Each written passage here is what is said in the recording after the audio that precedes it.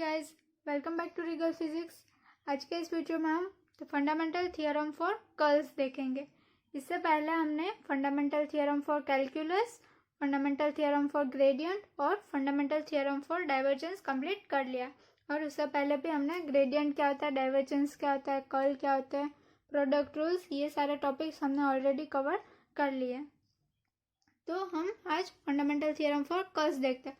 पहले उसका स्टेटमेंट और मैथमेटिकल फॉर्म देखेंगे, फिर उसका ज्योमेट्रिकल इंटरप्रिटेशन देखेंगे और एग्जांपल लेंगे ताकि हमें अच्छे से क्लियर हो जाए।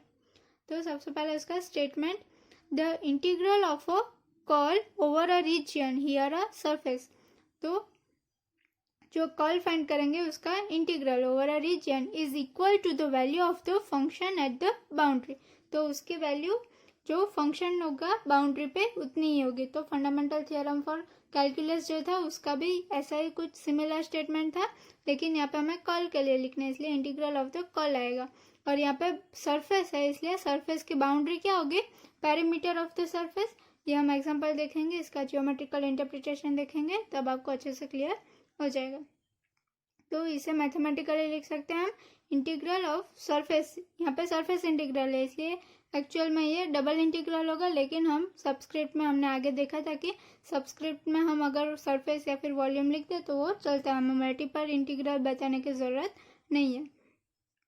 कर्ल ऑफ वी को हमें पता है ग्रेड क्रॉस वी वेक्टर लिख सकते हैं और डीए वेक्टर। तो यहाँ पे डीए वेक्टर आ रहा है, इसलिए ये एक्चुअल में फ्लक्स होगा वी वेक्टर का, is equal to the line integral of V vector dot D L vector. यहाँ पे ये लाइन इंटीग्रल है, लेकिन हमारा सरफेस है इसलिए उसकी जो बाउंड्री होगी वो भी क्लोज्ड होगी, इसलिए यहाँ पे हमें ऐसे सर्कल से डिनोट करना है। तो ये क्लोज्ड लाइन इंटीग्रल है, बाउंड्री लाइन, तो V vector dot D L vector के इक्वल होगा। Fundamental theorem for curls is also known as Stokes theorem. तो आपको एग्जाम में स्टोक्स थियरम भी पूछ सकते हैं या फिर फंडामेंटल थियरम फॉर कर्ल पूछ सकते हैं, तो आपको दोनों नाम उसके पता होना चाहिए। अब नेक्स्ट हम ज्योमेट्रिकल इंटरप्रिटेशन देखते हैं।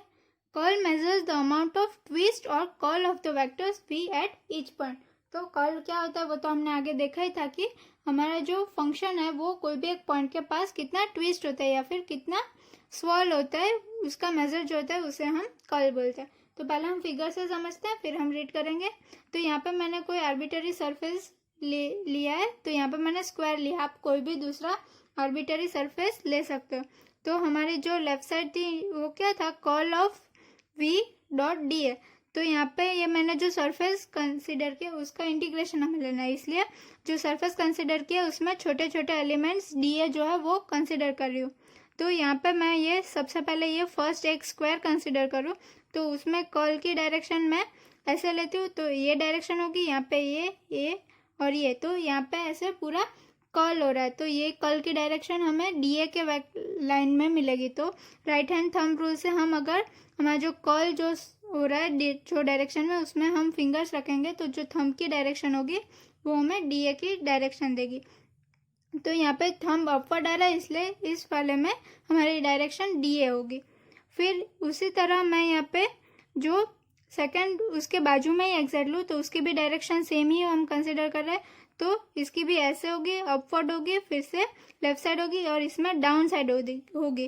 तो आप यहाँ पे देख सकते हो कि ये जो कंसिडर किया था तब अपवर्ड थी और ये जो दूसरा एलिमेंट हमने कंसिडर किया तो वो डाउनवर्ड थी, तो वो दोनों एक दूसरे के इफेक्ट को कैंसिल करेंगे। वैसे ही सिमिलरली सारे जो टर्म्स आएंगे, सारे जो एलिमेंट्स हम कंसिडर करेंगे उसकी कैंसिल आउट हो जाएगी, लेकिन खाली ये जो सरफेस की जो सारी टर्म्स बचेगी वो कैंसिल आउट नहीं होगी, क्योंकि उसको कैंसिल आउट करने के लिए बाजू में कोई नहीं होगा। और ये यहाँ पे बीच में जो सारे हम एलिमेंट्स कंसिडर करेंगे वो कैंसिल आउट हो जाएंगे, इसलिए हमारा जो curl of V dot D A का इंटीग्रल है वो equal to line integral of the boundary होता है।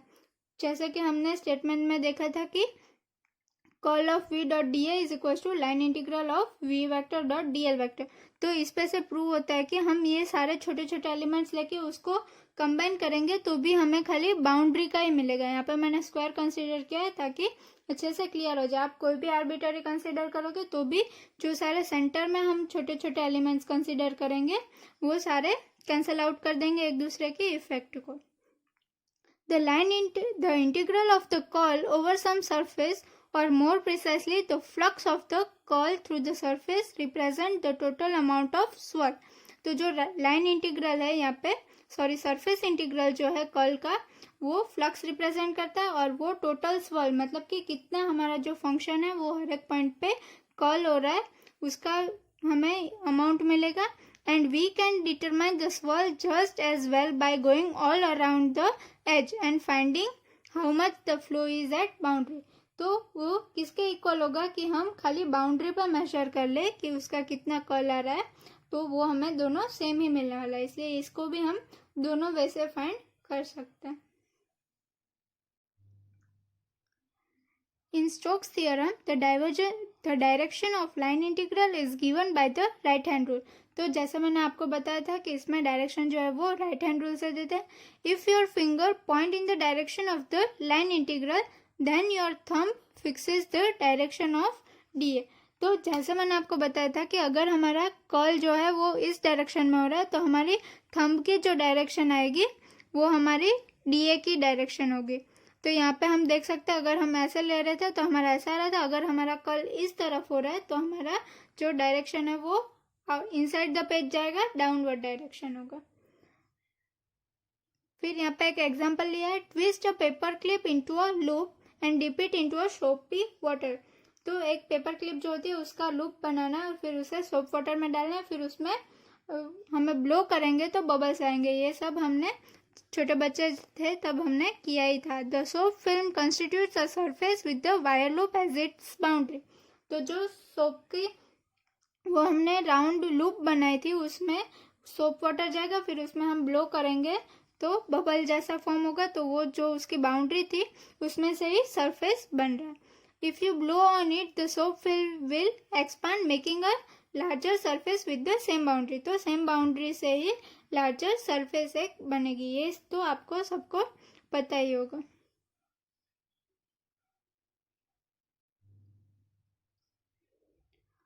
Normally, a flux integral depends critically on what surface you integrate over, but this is not the case with the curls. तो हमें generally पता है कि जब भी हम फ्लक्स कंसिडर कर रहे हैं तो कौन सी सरफेस हमने चूज़ की है उस पर वो बहुत ही डिपेंड करता है. लेकिन ये जो कर्ल का केस देखा उसमें हमने देखा था कि उसमें खाली बाउंड्री पे डिपेंड करता है. उसका शेप क्या है उस पर कोई डिपेंड नहीं करता. कौन सी सरफेस से वो हम कर्ल फाइंड कर रहे हैं उसका कोई उस पर डिपेंडेंट नहीं है. For Stokes' theorem says the surface integral of curl of V dot dA vector is equal to the line integral of V around the boundary and the latter makes no difference to the particular surface you choose. तो ये जो line integral है वो हमने कौन सी surface choose की है उस पर बिल्कुल भी डिपेंड नहीं करता है.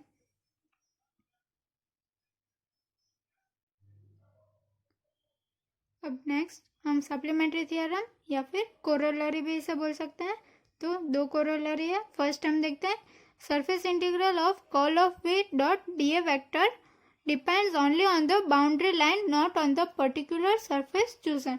तो ये हमने अभी आगे ही देखा था कि जो यहाँ पे फ्लक्स जो है वो सरफेस पे डिपेंड नहीं कर रहा है, depends only on the boundary line. जो भी सरफेस हमने चूज किया उसकी बाउंड्री क्या है उस पर ही खाली डिपेंड करेगा. सप्लीमेंट्री थियरम 2 या फिर corollary 2. Boundary line integral of curl dot DA is equals to 0 for any closed surface since the boundary line like the mouth of balloon shrinks down to a point. तो ये जो curl है वो 0 हो जाएगा क्योंकि बाउंड्री लाइन जो है वो अगर पूरी क्लोज्ड सरफेस है. तो हमें बलून का एग्जांपल यहाँ पे दिया है. तो हम जब बलून फुला लेते हैं फिर उसको क्लोज कर देते हैं तो वहाँ से उसकी जो सरफेस होती है वो पॉइंट में कन्वर्ट हो जाती है और वहाँ पे वो 0 हो जाता है. इसलिए ये जो टर्म है वो हमारी 0 हो जाएगी अगर कोई भी बाउंड्री लाइन हमारी जो भी सरफेस चूज किया उसकी बाउंड्री जो है वो एक पॉइंट में कन्वर्ट हो जाती है तब. Thank you.